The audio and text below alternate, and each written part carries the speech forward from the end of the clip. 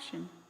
Okay, so this is not the manifesto of all things box squat, but I just want to initiate a conversation because it is one of our most versatile exercises.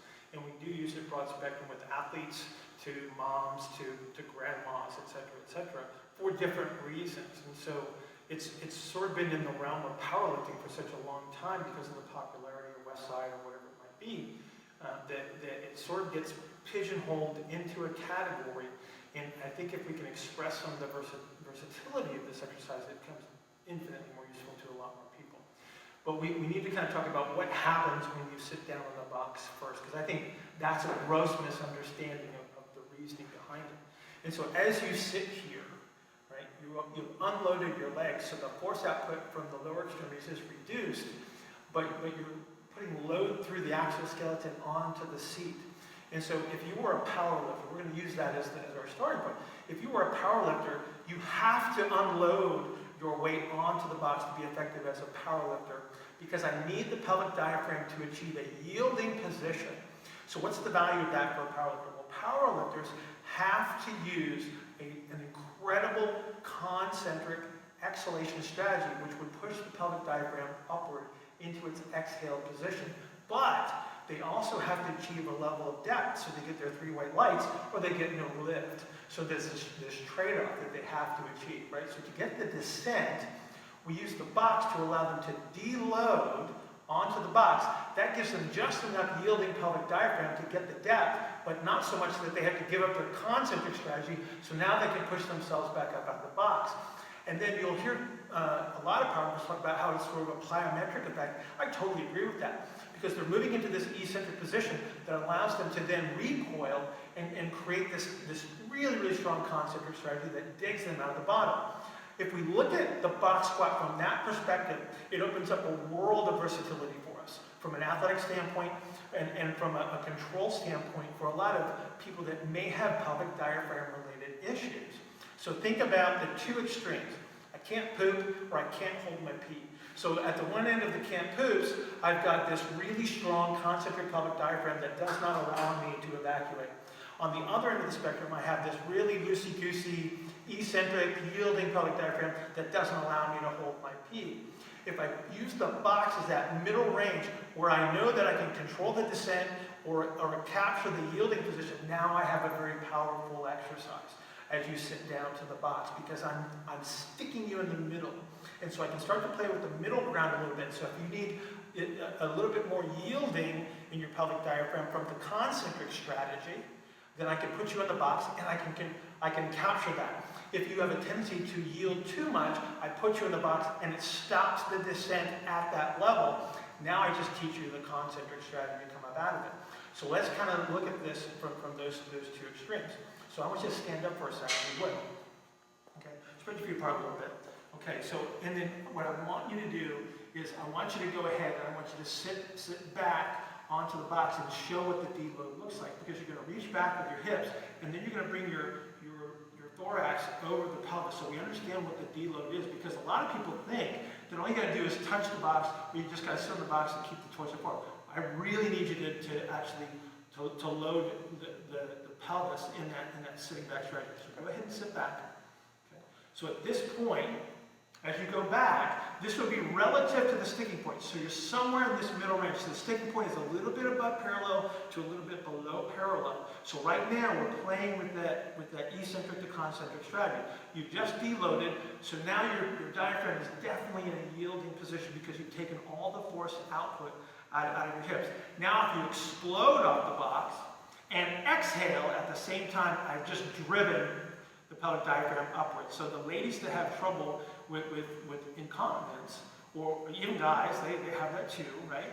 And so as you sit back to the box and you explode back up off the box, I am teaching you how to capture a position that is less yielding, more concentric, and then I teach you how to exhale and drive that pelvic diaphragm up. So I'm retraining yes, exactly. I'm retraining the exact strategy that they need to control that incontinence. From an athletic standpoint, though, I'm also teaching you how to explode upward. So when you do a seated box jump, I'm controlling the amount of descent. So sit back down for a second. So let's think about, let's just say we've got a really tall female volleyball player, right? And And so we teach them to jump off of a box. They land, and they have that tendency to bring the knees towards each other because they can't control their descent. So that is a diaphragm that is continuing to move towards the floor. So I put you on a box like this. I stop that descent of the yielding pelvic diaphragm. I teach you to stand up and explode, exhale, and then this becomes a jump. So the same thing. So just go ahead and just give me a little bit of a jump from here, right? Right. And then they learn to stick the landing as they come back down off the jump. I could turn this into a seated box jump. So you're jumping up to a box. There's any number of combinations that we could use this for. So again, it becomes very, very versatile.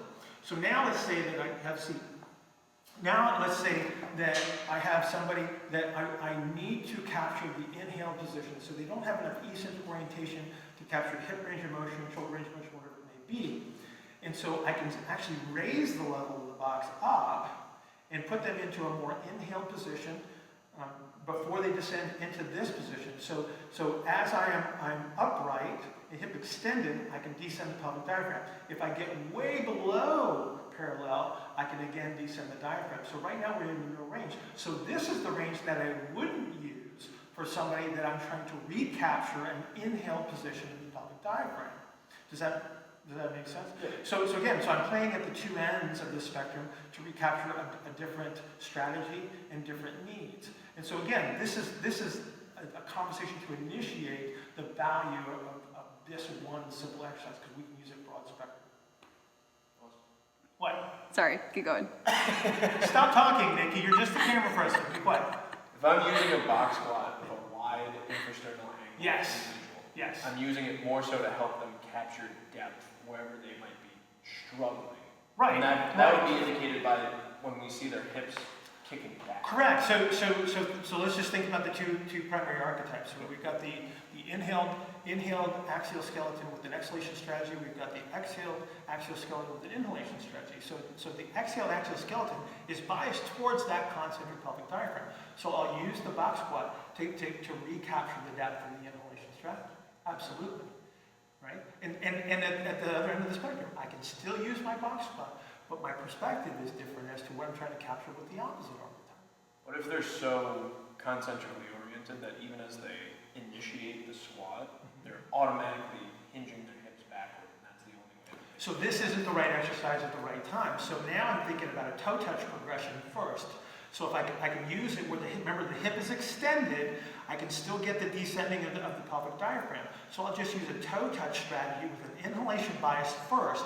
Then I can move into a toe touch, possibly to a squat, or perhaps then capture this, and then slowly bring down the level of the box, right? Where I no longer get the interference of the concentric pelvic diaphragm because I've established the yielding capabilities well above the sticking point, where that concentric strategy will become an impossible to avoid element of that strategy.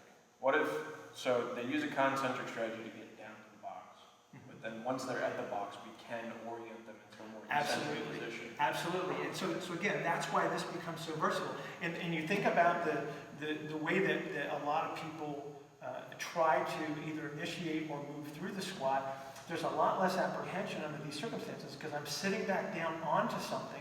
It gives me a target. So in many cases, you'll have people that are just apprehensive because there's nothing behind them. They don't feel safe, and they feel like they're going to tip backwards. This allows them to sit back, and it provides us the element of yielding that we wanted in the first place. So again, I just love the versatility of this, but we have to think differently. We have to look at it from a different perspective. It's not just for powerlifters. It's not just for big, strong offensive linemen. It's for everybody, depending on what your needs might be at certain times.